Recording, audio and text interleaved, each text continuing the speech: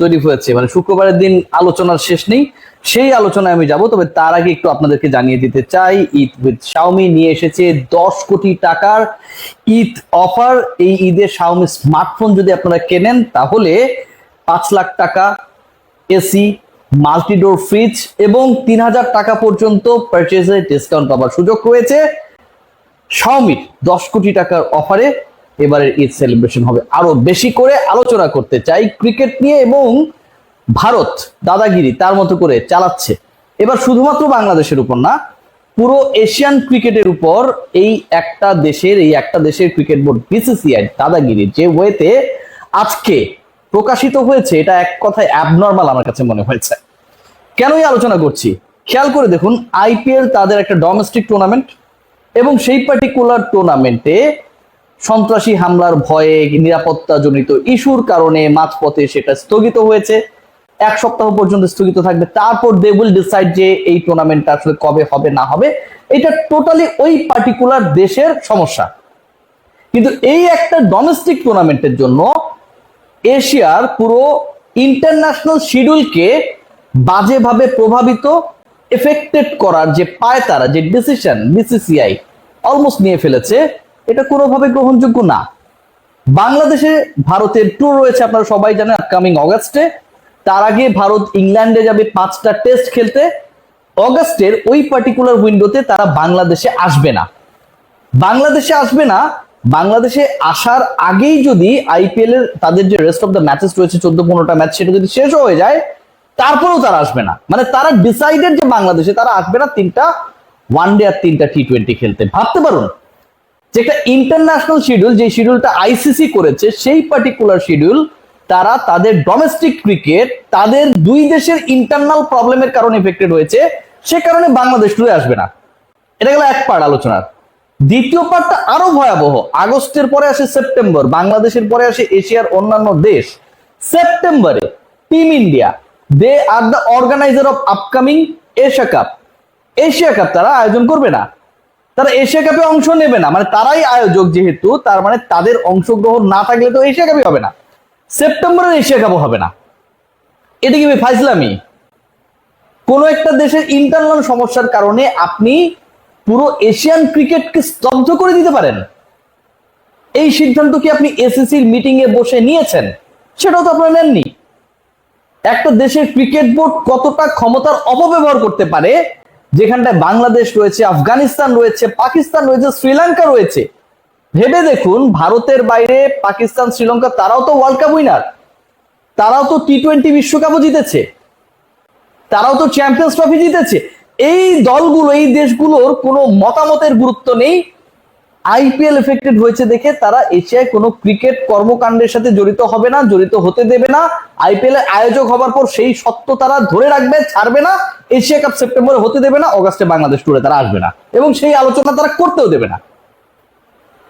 ভারতীয় গণমাধ্যমে এই খবর খুব, মানে কি বলবো, চাউর হয়েছে, এই আলোচনা চলছে। এবং এটাতে সবচেয়ে বেশি এফেক্টেড হবে পুরো এশিয়ার ক্রিকেট, শুধু ভারতের এই একদমই কারণে। দেখুন, এশিয়ার ক্রিকেটে কিন্তু ভারত কিছু না, প্রত্যেকটা বোর্ড তাদের নিজেদের সামর্থ্যে চলে। বাংলাদেশে ইন্ডিয়া কতবার এসছে, কতবার বাংলাদেশকে তারা বরণ করে নিয়েছে। বাংলাদেশ ক্রিকেট বোর্ডের যে সামর্থ্য, এস্টাবলিশমেন্ট, সবকিছু কিন্তু আলটিমেটলি আমাদের ক্রিকেটার, আমাদের পারফরমেন্স, আমাদের মার্কেটের কারণে। পাকিস্তানও সেম, পাকিস্তান টুরে তো ইন্ডিয়া যাই না।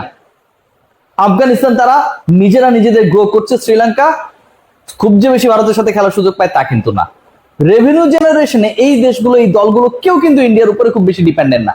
কিন্তু সবচেয়ে বেশি ক্ষতির যে জায়গা বললাম যে এশিয়ান ক্রিকেটে কিভাবে করছে, আপকামিং টি20 বিশ্বকাপে একটু মাথাতে যদি আমরা চিন্তা করি, সেটা ভারতে হবে।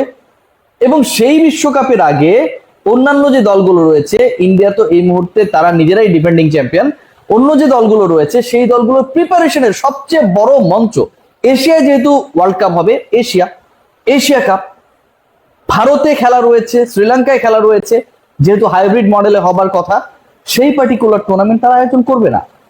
বাংলাদেশ, পাকিস্তান, আফগানিস্তান, শ্রীলঙ্কা, তাদের প্রিপারেশনটা কোন জায়গায় যাবে? বাংলাদেশ দলের 3টা ওয়ানডে, 3টা টি20 আপনারা সবাই জানেন ইন্ডিয়ার সাথে। এবং ওয়ানডেতে যদি আমরা একটু যদি ফ্ল্যাশব্যাক করি, যে 2014 সালে ওয়ানডে সিরিজে বাংলাদেশ ভারত মুখোমুখি হয়েছিল, এবং পার্টিকুলার ওই বছরে আমরা খেয়াল করেছিলাম যে বাংলাদেশ অসাধারণ পারফরমেন্স ছিল, তাসকিন আহমেদের অভিষেকটা হয়েছিল। 2018-তে বাংলাদেশ, আমরা যদি আরো একটু পরের দিকে যাই, ওয়ানডেতে ভারতের বিপক্ষে সিরিজ জিতেছিল। 2022-এ বাংলাদেশ ভারতকে ঘরের মাঠে হারিয়েছিল। বাংলাদেশের পারফরমেন্স খুবই খারাপ, 10 নম্বর দল, পারে না। বাংলাদেশের সেই হিরোসরা এই মুহূর্তে নেই, তার মানে এই তো না যে ইতিহাস বদলে যাবে।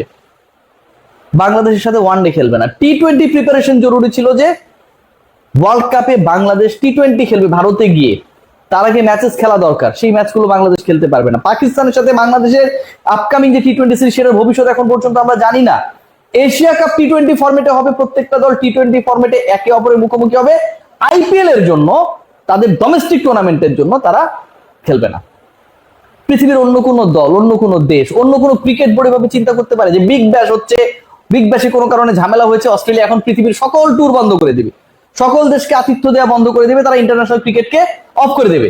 এটা হইতে পারে? ক্যারিবিয়ান প্রিমিয়ার লিগে কোনো ঝামেলা হয়েছে, এটা হইতে পারে? পিএসএল এ ঝামেলা হয়েছে, তারা এটাকে শিফট করে নিয়ে গেছে। এবং কত বেহায়া বিসিসিআই, চিন্তা করতে পারেন যে ইউএই ক্রিকেট বোর্ডের কাছে যখন তারা বলার চেষ্টা করেছে আজকে যে they want to host their next matches in UAE, just rejection এসেছে, জাস্ট রিজেক্ট করে দিয়েছে। কারণ পিসিবির সাথে যে কমিটমেন্ট করেছে UAE cricket board, Emirates cricket board, সেই কমিটমেন্ট থেকে তারা বের হতে চায় নাই। টিম ইন্ডিয়া যেভাবে বিশ্ব ক্রিকেটকে, এশিয়ান ক্রিকেটকে, লোকাল ক্রিকেটকে নগ্নভাবে, বাজেভাবে প্রভাবিত করার ডিসিশন নিয়েছে, আমার কাছে মনে হয় ভারতকে বয়কট করা উচিত বাকি সব দেশের। তাদের ইচ্ছা মতো তাদের সাথে কোনো দল খেলবে, না হলে খেলা হবে না, এটা হইতে পারে না। ভারতের সাথে যদি ইন্ডিয়া না খেলে, পাকিস্তান না খেলে, শ্রীলঙ্কা না খেলে, বাংলাদেশ না করে, আফগানিস্তান না খেলে, ইন্ডিয়া কয়টা ম্যাচ খেলতে পারে, কিভাবে খেলতে পারে, আর আইপিএলই তারা সারা বছর যদি খেলতে যায় সেটাও খেলতে পারে, তাতে কিন্তু কারো কোনো কিছু আসবে যাবে না। পাকিস্তানি ক্রিকেটাররা আইপিএলে চান্স পায় না, বাংলাদেশি ক্রিকেটার দ্বারা পিক হয় না, শ্রীলঙ্কার যে খুব বেশি ক্রিকেটার এখন খেলে তাও না, আফগানিস্তানে কিছু ক্রিকেটার খেলে। সো এশিয়ান ক্রিকেটে আইপিএল যে খুব বড় ইম্প্যাক্ট হয়েছে তাও না, যেহেতু নেই, এবং যেহেতু কোনো ধরনের রেসপেক্টের জায়গা এখানটায় নেই। আপনি মনে করেন অনেক বড় স্প্রিন্টার, অনেক ভালো দৌড়াতে পারেন, তার মানে কি এটা সবাইকে মেনে নিতে বাধ্য করবেন যে আপনি অন্য যে যারা দৌড়াচ্ছে তাদের থেকে এগিয়ে থাকা মানে আপনি দৌড়াবেন না, এমনি আপনাকে চ্যাম্পিয়ন বানিয়ে দিতে হবে? আপনি মাঠে নামবেন না, আপনি রেসে নামবেন না, এটা হতে পারে? ইন্ডিয়ার ক্ষেত্রে এই জিনিসটাই হয়, ইন্ডিয়ার ক্ষেত্রে এই জিনিসটাই হচ্ছে। Bangladesh cricket board, PCB, SLC, Afghan cricket board, সবার আমার কাছে মনে হয় একটা ওয়েক আপ কল হতে পারে যে বাংলাদেশ সফর বাতিল করা, এশিয়া কাপ হতে না দেয়া, সেই কম্পিটিশন থেকে অফ করে দেওয়ার যে ডিসিশন বিসিসিআই নিতে যাচ্ছে, এটার এগেইনস্টে পুরোপুরি ইন্ডিয়াকে বয়কট করে একটা সিদ্ধান্ত নেয়ার কোনোভাবে অ্যাকসেপ্টেবল না। The way actually right now BCCI working. সবাই ভালো থাকবেন।